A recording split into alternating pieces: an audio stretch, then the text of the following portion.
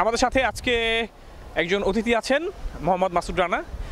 উনি আজকে আমাদের আন্তর্জাতিক মাতৃভাষা দিবস হিসেবে উপলক্ষে কিছু বলতে চাচ্ছেন আমাদের ভাষা সম্পর্কে, আমাদের ভাষা সমৃদ্ধ এবং সংস্কৃতি সম্পর্কে। জি, ধন্যবাদ জানাচ্ছি আমাদের নুর আলম রনি সাহেবকে।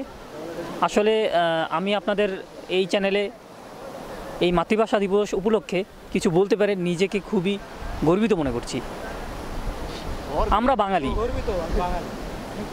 আমরা বাঙালি কিন্তু নামেই বাঙালি। আমাদের কথাবার্তা শিষ্টাচারের মধ্যে সব কিছুতেই ইংরেজি বা অন্য ভাষাভাষীর প্রলাপ রয়েছে। আসলে বলতে গেলে কি, বাংলা তো আমাদের মাতৃভাষা।